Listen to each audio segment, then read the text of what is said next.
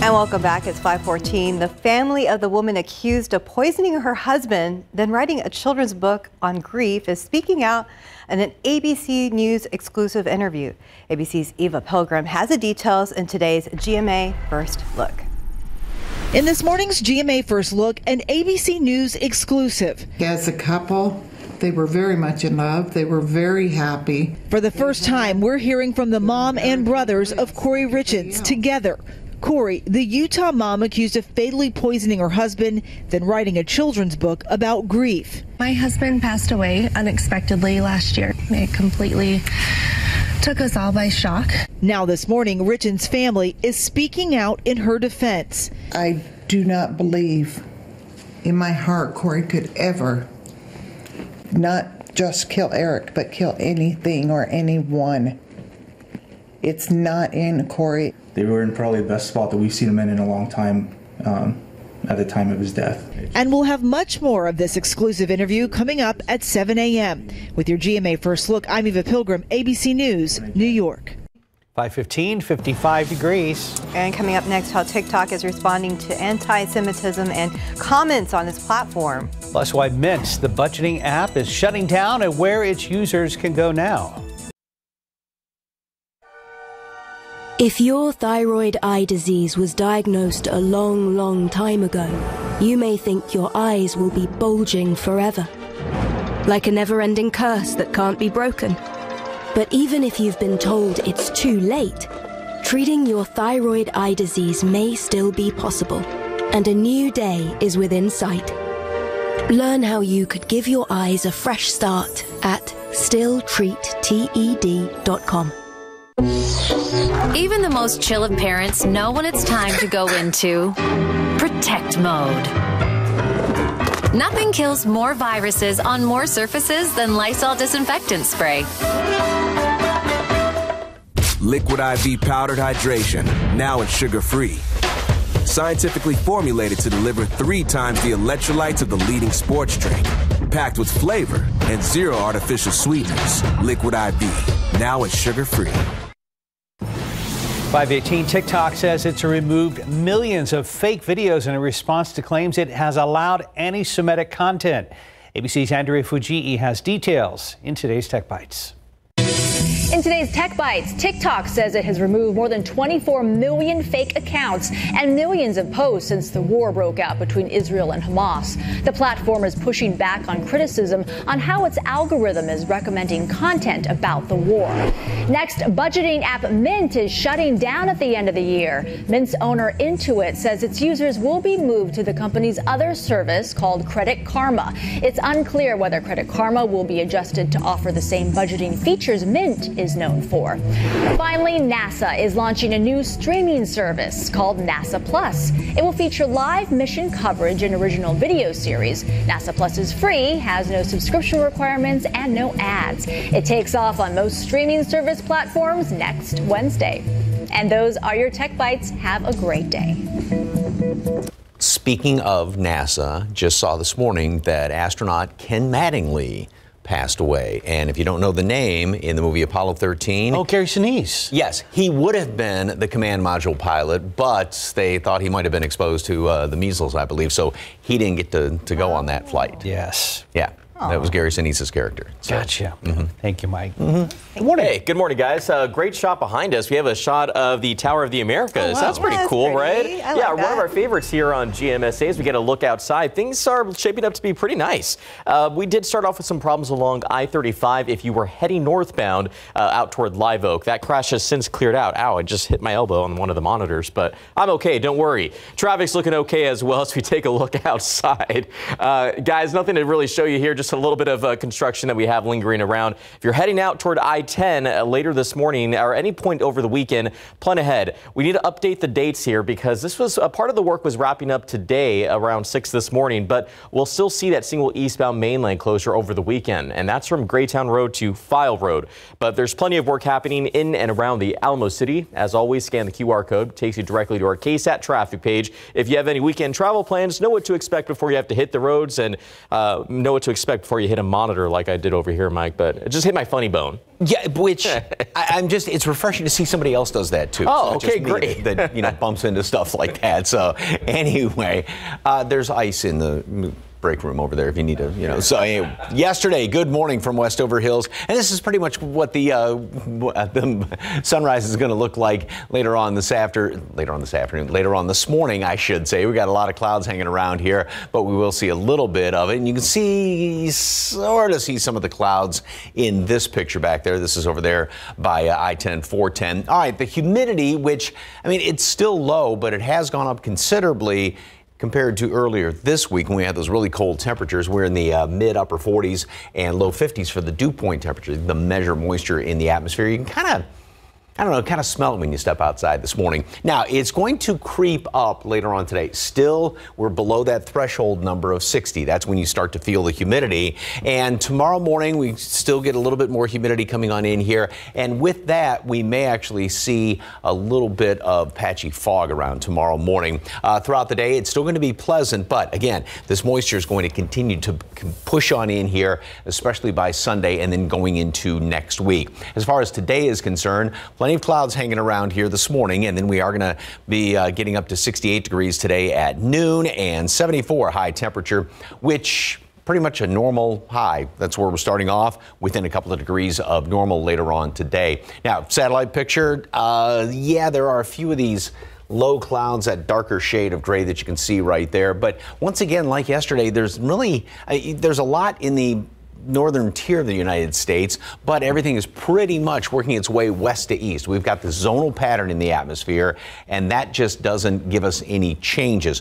What it does do, however, is keep all of that cold air up to the north, and then also not only are we going to start to warm up, but that's going to help to pump in or allowing the humidity to come on in here. So these dew point temperatures will continue to go up as we go into next week. But there is another front way down the road, looks like sometime late Thursday or early Friday. The timing is not really exact as of right now as to when this next front's going to be moving on through here, but it will be late next week.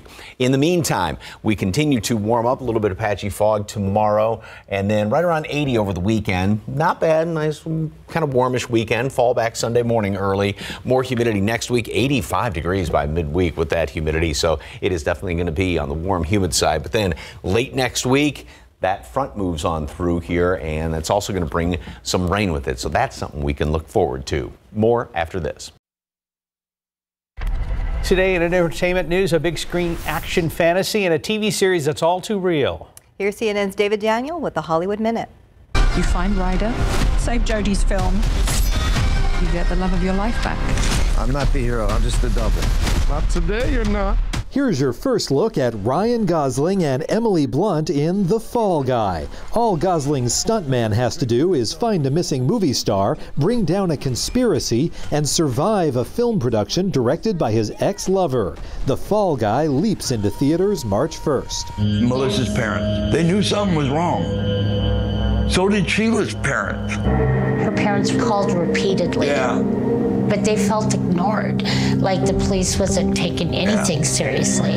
Lost Women of Highway 20 focuses on missing and murdered women along a stretch of that Oregon road. It's one of two new investigation discovery series executive produced by Oscar winner and true crime devotee Octavia Spencer. The women spoke up. They reported the crimes, and they went largely unheard. And so this killer was able to operate in the open for decades. All three parts of Lost Women of Highway 20 premiere Sunday on Discovery ID. In Hollywood, I'm David Daniel. 527, 54 degrees. It's Cher's favorite time of the year. On Sunday, we get to turn back time. Love that, Hardy. Ahead on GMSA, why many just don't want to anymore, including the American Medical Association. You decided not to sing it? Nah. Too early? Too early. Okay. Native South Texas flowers called rain lilies are popping up because of recent rainfall. We'll show you how to harvest their seeds and put them in your own garden coming up in our Gardening with KSAT segment.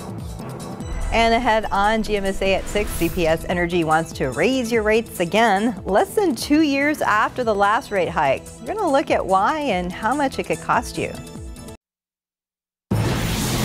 The great debate over daylight saving is raging again, with Americans set to turn their clocks back 1 hour to standard time on Sunday. While it may not seem like it's a big deal because it's only 1 hour, it can actually have an effect on our body because it can affect our sleep.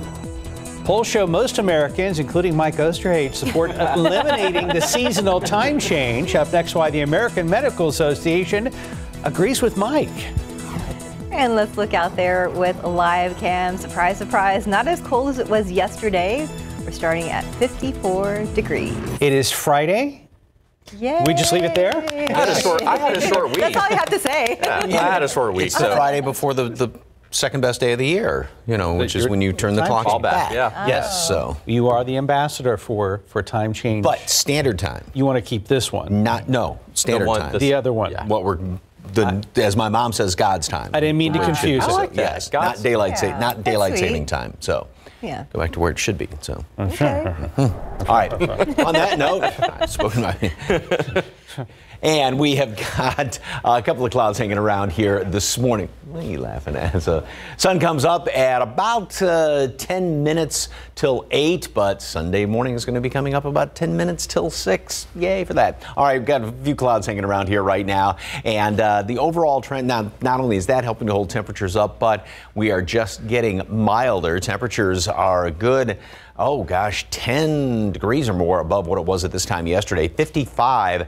The dew point has gone up a little bit as well. Not much of a breeze out there this morning, and do have some 40s in parts of the hill country, and still cool enough. Grab a jacket, and you definitely won't need it by later on this afternoon. Mold is on the low side, and we've got, again, a couple of clouds, mid-70s hanging around here today. Still, humidity is going to be okay. Nice night for football tonight. And then over the weekend, we are going to be warming up. So right around 80 both days, tomorrow as well as Sunday. But the humidity is it has started to come back up a little bit. We'll, I think, notice it more by Sunday. And then especially next week, it is going to be just very warm. Call it downright hot. We're going to be almost 10 degrees above normal and also humid. But we are looking at the next cold front to move through here late next week. The timing is still a little bit up for debate as far as a couple of different computer models, either Thursday late or Friday, but it will bring some rain with it as well as some cooler temperatures. But again, until then, got to put up with a little bit of taste of summer coming up here for the first full week of November. Details coming up in just a couple of minutes. Traffic Authority, anything big out there? Not right now, Mike. I mean, we're just seeing a few people out getting their morning started with us, maybe enjoying that cup of coffee at home. Thankfully, no need to chug it because things are looking pretty great for you along I-37 South. And there at Southeast Military, not a lot of folks out there making the commute, but that's great because if you have to head out the door, you shouldn't have too much to expect. Just some quiet roadways as we tend to see around this hour. Behind me, not a lot to talk about here, so let's just get to those travel times. Pleasant Drive, as you just saw along I-37, if you're heading northbound from Pleasanton, we have about a 27-minute drive time for you. And along US 90 eastbound, if you're heading in from Castroville, now's the time to do it, folks. 28 minutes along those eastbound lanes. I-35 northbound, that arrival from Lytle should take you about 16 minutes to get right here to the Alamo City. But back outside with TransGuide cameras, yeah, things are just shaping up to be pretty quiet so far, but we haven't even approached 6 a.m. yet. So let's keep our fingers crossed we'll get through the morning commute without any trouble. But if something pops up, I'll be sure to let you know. Guys. Thank you, Stephen. New this morning, San Antonio police are investigating a deadly shooting on the city's west side. This happened just after 8:30 last night in the 1000 block of Culebra Road, not too far from North Zarzamora. Now, police tell us that a man in his late 20s was found dead, and they are investigating that shooting as a homicide. This weekend, it's fallback time once again. And as we're changing the clocks, a lot of people are not happy about it. ABC's Elena Moyes shows us how time change can affect your health. This morning, the debate over daylight saving time is raging again, with Americans preparing to fall back 1 hour to standard time early Sunday morning. While it may not seem like it's a big deal because it's only 1 hour, it can actually have an effect on our body because it can affect our sleep. Recent polls show most Americans support eliminating the seasonal time change, and the American Medical Association agrees. So any change that affects your sleep, cumulative over time, can with it bring all the detrimental effects of sleep loss. So that can include mood disorders, loss of focus, loss of judgment, and even some long-term issues such as changes in your blood pressure, your blood sugar, and more. Doctors argue daylight saving time puts our physical health at risk. They say under standard time, it gets darker earlier at night, setting up better sleep cycles. Our internal body clocks follow the light and dark pattern, not a number on a clock. But people in favor of daylight saving time say the later sunshine allows us to be more productive after work. 19 states have passed legislation or resolutions supporting no more clock changes if Congress will allow it. In Washington, the political fight over daylight saving time has simmered for years. We have sunset in Rhode Island at 4:15. 4:15. In March of last year, the Senate passed the Sunshine Protection Act introduced by Senator Marco Rubio, which would have made daylight saving time permanent. We can get this passed. We don't have to keep doing this stupidity anymore. But Rubio's bill failed to be taken up in the House, as other matters took precedence, including the war in Ukraine and inflation. Rubio reintroduced the bill in March of this year, but it failed to gain momentum in Congress. Lionel Moise, ABC News, New York. In other news, a New York jury convicted FTX founder Sam Bankman-Fried of fraud charges. The 31-year-old California man was convicted Thursday in Manhattan federal court. Jurors rejected his testimony that he did not defraud thousands of customers worldwide who counted on him to safeguard the billions of dollars they deposited in accounts. Bankman-Fried has been jailed since August when a judge concluded he'd try to influence prospective trial witnesses. He was extradited to the United States last December from the Bahamas. Prescriptions for weight loss and diabetes drugs are rising across the U.S., and it is causing a huge boost in sales for two pharmaceutical companies. On Thursday, the company behind Ozempic and Wegovy reported a 29% increase in sales. Meanwhile, the maker behind the diabetes drug Mounjaro reported a 37% increase to $9.5 billion during the same time period. Now, both Ozempic and Mounjaro are injectable prescription medicines intended for the adults with diabetes, although both are often prescribed for weight loss. While the injected medicines have been proven effective for weight loss, one study suggests that people taking the drugs may be at higher risk for serious digestive problems. 538, 54 degrees. And October showers are bringing November flowers. Some of those flowers are rain lilies. And up next, we're going to show you how to collect their seeds and plant more of them. Outside with Live Cam, if you're just now waking up or just turned on our broadcast or live stream, 54 degrees. So not quite as cold out there as it's been most of the rest of the work week. It's Friday. You're watching GMSA. 542, welcome back. We had just over 3 inches of rain in October, which awakened our lawns and native plants. But have you noticed the white flowers that pop up along roads or in your yards? They are called rain lilies, and in this week's Gardening with KSAT, our Sarah Costa shows us how to collect their seeds and plant more of them in your garden. This is what my backyard has looked like for the last several months because of the exceptional drought we've been in our area. But because we had a little bit of this is what my backyard looks like now, and it's not just our lawns that come back to life. You'll see these beautiful white flowers pop up along the roads, in our parks, and in our yards. No, they are not weeds. They are native South Texas flowers called rain lilies. You may not even know that you have them in your yards because they can go completely dormant for long periods, but can pop up overnight after a good rain event in the spring, summer, or early fall.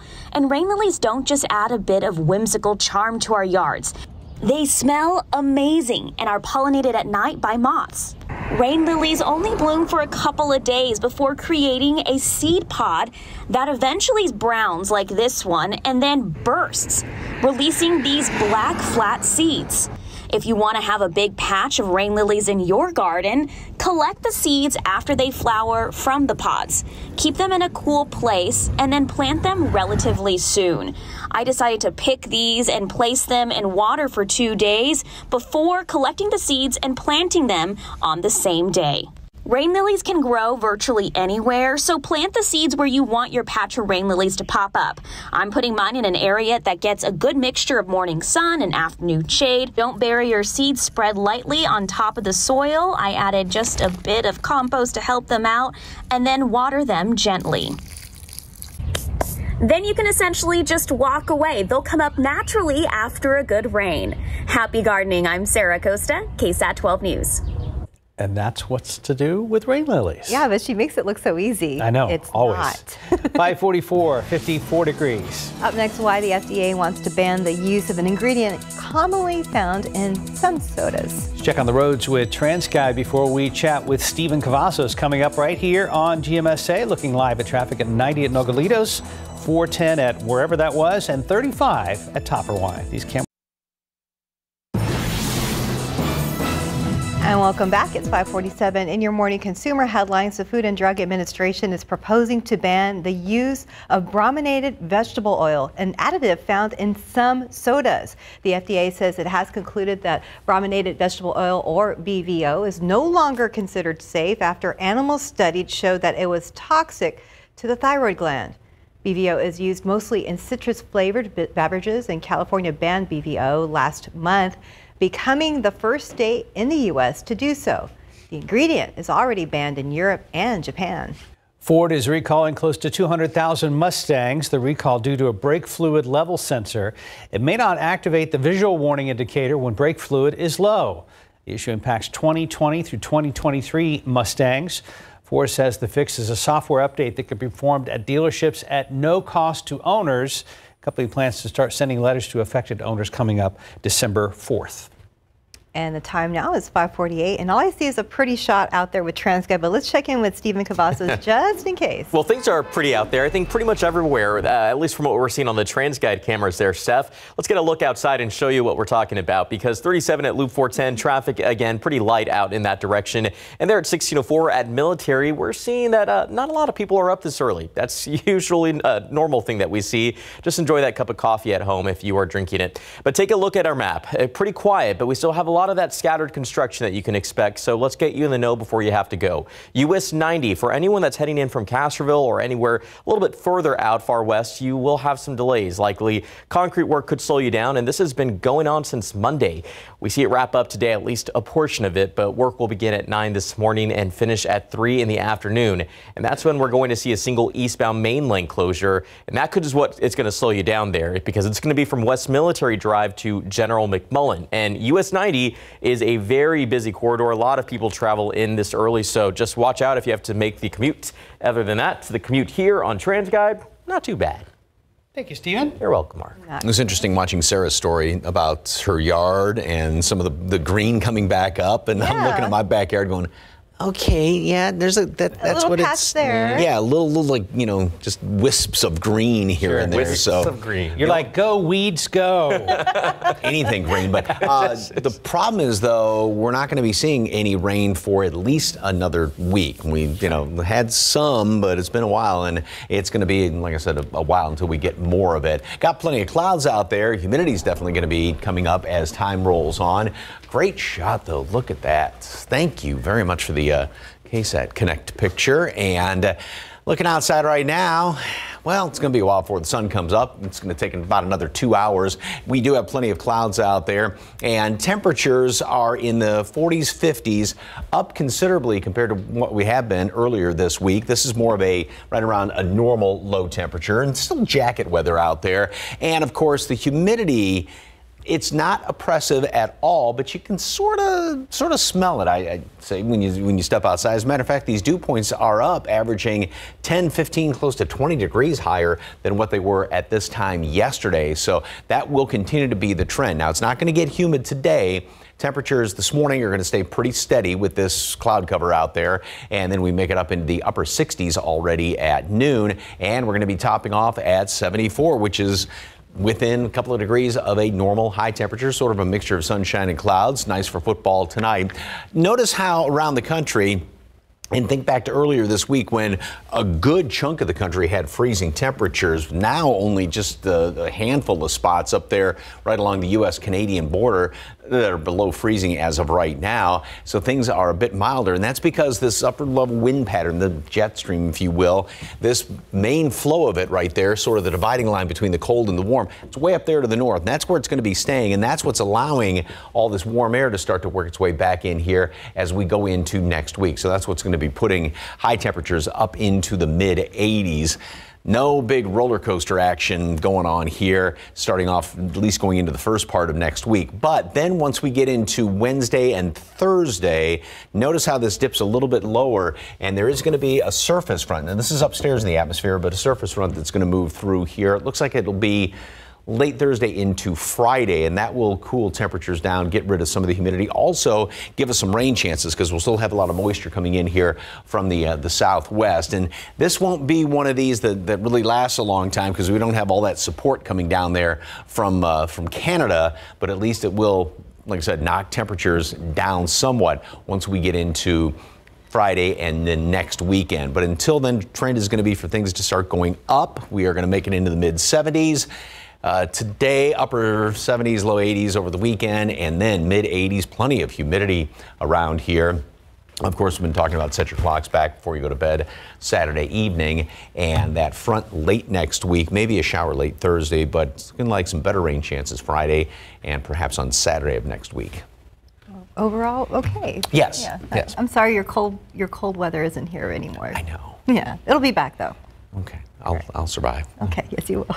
553, 54 degrees. And let's look at your winning lotto numbers. Pick 3, 813, Fireball 0. Daily 4, 0402, Fireball 1. Cash 5, 7, 9, 13, 26, 33. Texas two-step 13, 18, 22, 27. Bonus ball 18.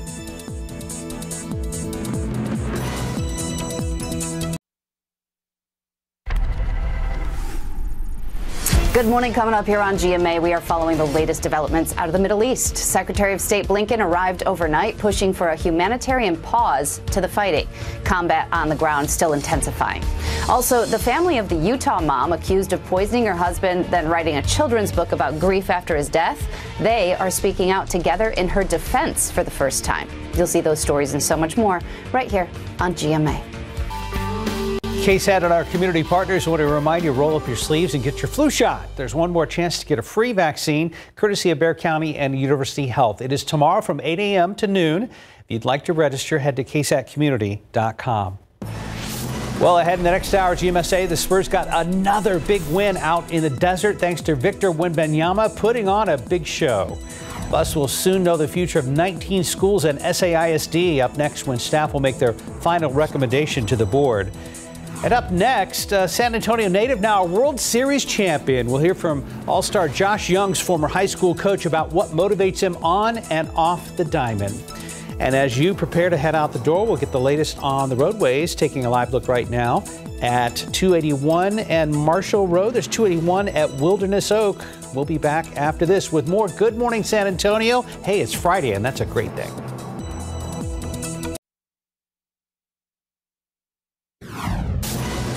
Right now, GMSA, San Antonio police investigating a deadly shooting on the city's west side. What we've been able to learn in just the past few hours. Plus, as the Israel-Hamas war intensifies, Secretary of State Antony Blinken arriving in Israel for talks with leaders as the White House calls for humanitarian pauses to allow in aid to Gaza and facilitate the releases of hostages and civilians. I'm ABC's Justin Finch. That story ahead.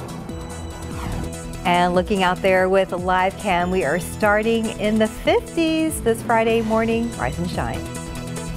Live from KSAT 12. Good Morning San Antonio starts right now. Good morning. Hope you slept well. It is 6 o'clock on your Friday morning, November 3rd. Happy Friday. Thank you for joining us. I was driving around yesterday. I was like, I really love this time of year. I like the weather, especially in the afternoon. Oh, it was perfect. Went for a nice walk on one of the trails up in Stone Oak. Mike Ostrage joins us now. Temperatures in the mid-50s. Not too bad. No. And an improvement over where we've been most of the week in the mornings. Well, it depends on how much you like cold weather, but this is actually up to a normal temperature. So we have been on the cold side, obviously. And then this afternoon, we're going to be closer to a normal high up in the mid-70s. We got a lot of clouds clouds hanging around here this morning. We have dipped down a couple of notches from last hour down to 52, so actually slightly on the cool side. 45 Kerrville, 41 at Comfort, and these numbers, dew points, sort of measure moisture in the atmosphere, are definitely up compared to the past couple of days. Not like it's humid out there, but these numbers have gone up a good 10, 15 degrees in most areas, and that, just kind of jumping ahead of myself here, may lead to a little bit of fog tomorrow morning. We're not seeing anything this morning, but we'll have to watch it tomorrow. Mold's on the low side, and temperatures are going to be kind of steady, fluctuating a couple of degrees here and there. It'll be right around mid-50s as we start off at 7 o'clock, and then getting up to the upper 60s today at noon. Going to top off 74. Again, very close to a normal high temperature later on today. Nice evening for football. Not overly cold. Light jacket's not a bad idea, though, because we'll be down in the 60s by halftime. But kickoff at 70, and we're going to be sun setting right about about 6:45 later on this evening. Of course, by Sunday, the sun's going to be setting at 5:45 after you turn your clocks back. Anyway, more on that coming up. Look ahead to next week. Big warm up, then another cold front way down the road. Details in just a couple of minutes. Traffic Authority. Any big problems out there, Stephen? No, not at all, Mike. 6 a.m. Thankfully, things are still pretty quiet for most drivers that have to head out the door. But let's show you what's happening, because 35 at Palo Alto, you're seeing just maybe a few more people that we saw earlier in the morning.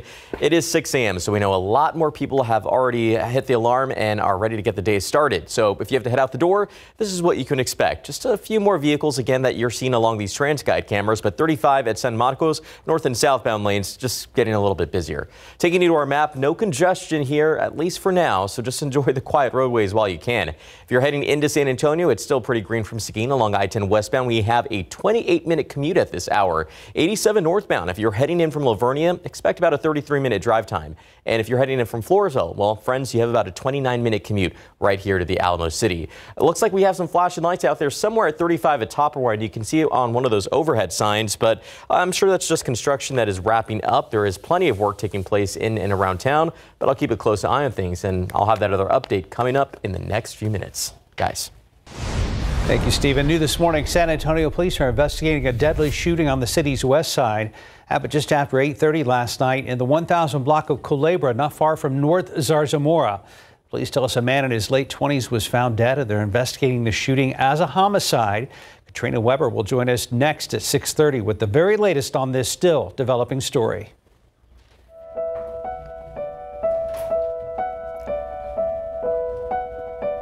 Governor Greg Abbott is back from a trip to Israel after he and Oklahoma Governor Kevin Stitt visited war victims at a hospital in Tel Aviv.